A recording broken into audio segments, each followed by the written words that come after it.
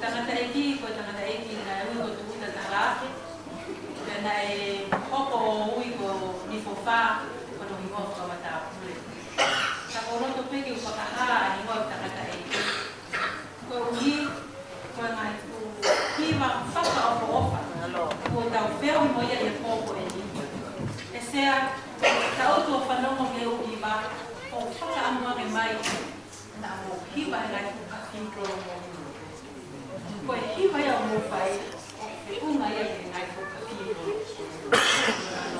faka amua me mai na mo hiwa ia e te mo tanga e mo tomo e ngai fuato pe ai ama ia o hange ko tau praise e totola o tua ko whangi hiwa ko te tainumi ko ape taini ngai siasi ko ni ulopo na umako ngai ku kakintro te he koe ke whutokolahi kakai ke whai hiha o tukolonia te tua ke nau mako mai e kapiwa ai kakai tonu ko tisi tonu whalahi ati kai kumotolu whakamawhana o ke tunu ai hiwa o mwhai pia koe mawahe me heni te umawahe me heni o fonu te tonu lamua he koe hiwa o mwhai o mwhana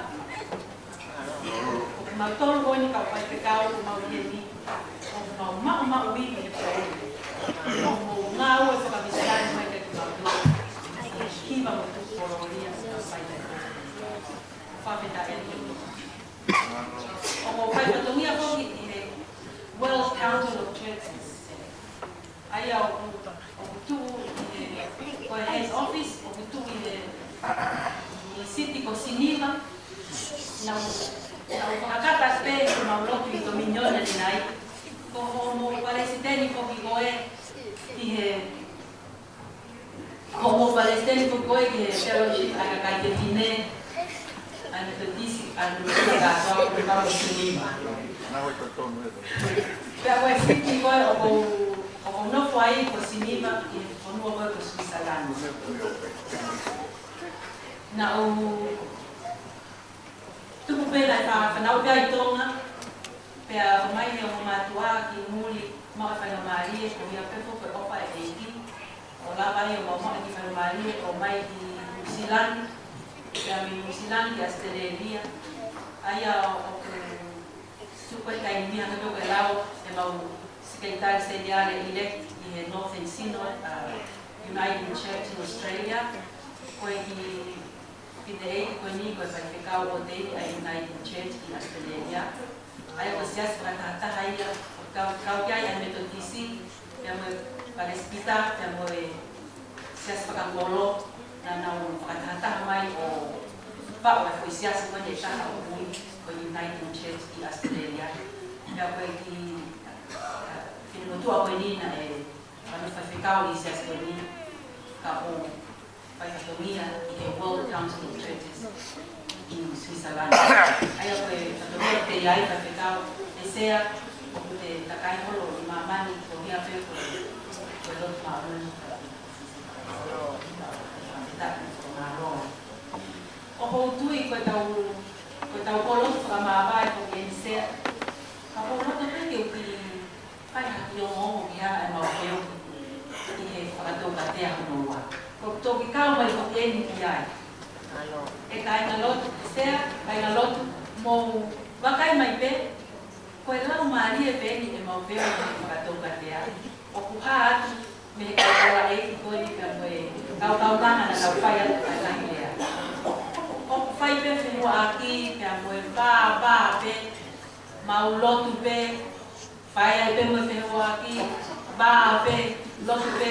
Ka koe anga kawana o sio e sea, hange ka te au o fulahi e tau whaka Amerika. O le hatu ki whao ko kalamaka te whao kalama e tau ko'ou. O matoko he World Council of Churches sea o mautokanga ki he toke poupou i mo toko ni a si kakai ko koe ke hanau leo. I'm minorities. O sio, o kusi minority a Australia continenti e kaku lea, kau Amerikana lea. Lea a Australia. O koe ana koe mau feo ki koe i he katoka tea. O ko manatu ai he talanoa na whanongo ai he mutua whai whekau na ni talanoa na katia. Ka koe ki whai anga lotu na e whai mai ai guest preacher na e hao guest mai te ari hao kumala. Pea koe whai koe tari lotu ka o kei whanonga mai ne whai whekau e whai anga lotu ni o whai holo no tidy mo ai te mahino o mau e nau o e hoki ai mo e technology ke mahino o ngā au e mea kumotoa mea mai me whekau ki ai koe ai mai ka o mai te koe ke lea ni au whiunga whiunga o koe ke lea pea koe ai whekau o whiunga pea koe pea ai whekau kapu mea mai whoke si o smau ke e whai no tua pea ke pea vai whekau there's something wrong with the mic. And also with you.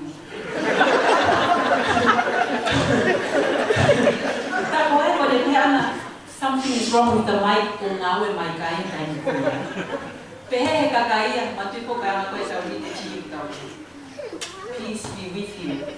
Takoy pehe kakaya ko pehe peace be with you. Have to be something is wrong with the mic kakaya lo tuya. And also with you. O pehe e mau kau fai whekau.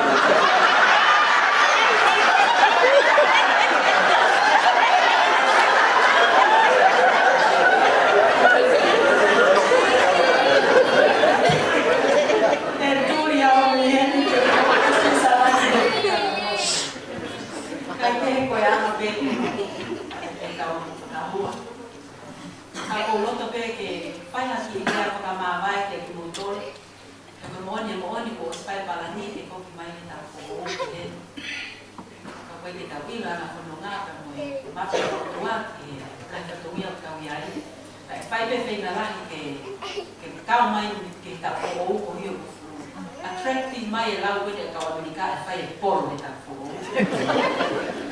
ka ni mo ia ko se a ko ka anu pe ko ngau e ko ki ngoni o ko fai holo i mama ni o ku ai pe ko via na o si pakahat e pangatong ane taula ai kai milan e te omoi hake ko te toko taha pe te fu kolo pe kai ke pula ha tai te te taula ki ai mo ta matakali let alone ai ka kai konga e mai pe tu ko te takalo ai se ako mone ko tai la o te hanga ngai pe mo e kakai o te kau nga kau mo ia e ngai nga o te mo ngai whakata i ngai me a pekawaki pe mo nga o ko a World Council of Churches aku te mo e te mama o apito mea katai mila ku te mo te me fo i se ka mo me a pe ko mai no la ki nga o e o kau pai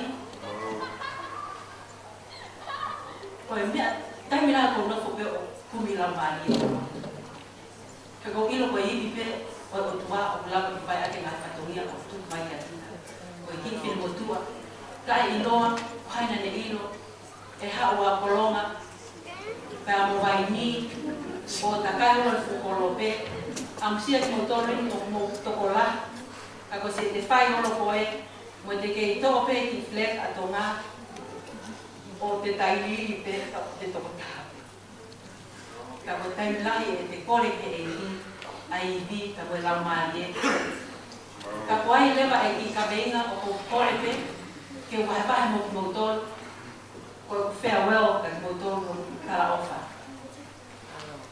ka ko ni ka venga ko ni na tu mai mo loto ko ya ko fa no mo ko ke hi ba na fai e ka uhi ba to minyon na umalanga dia ya ni nai ka te kore ke se ka ka pe ne mo mo le ka to a pe se te au ka te pe pe sai ta pe ba to minyon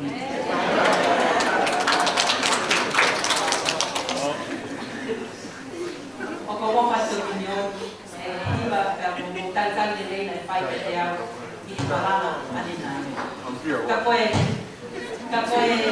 Kako ko I lawa na kai to minioni. O kune hanga foki o whakamanatu mai. Ko panaki mai.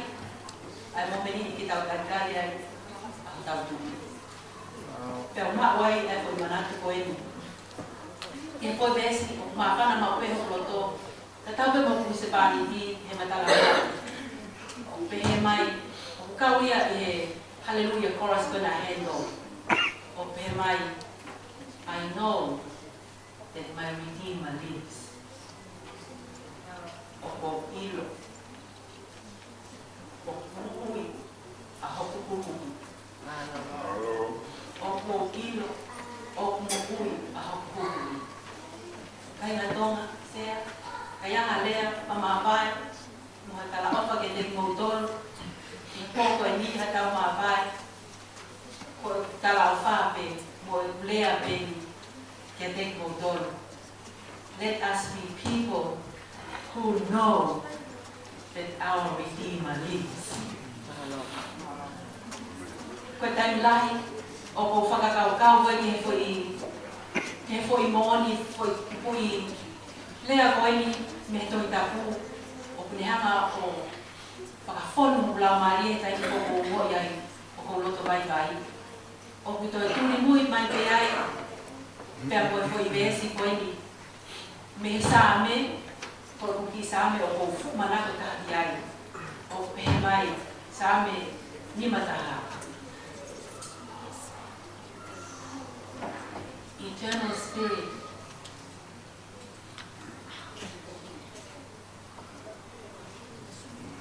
whakatupu ia te ao haloto maa e o tua.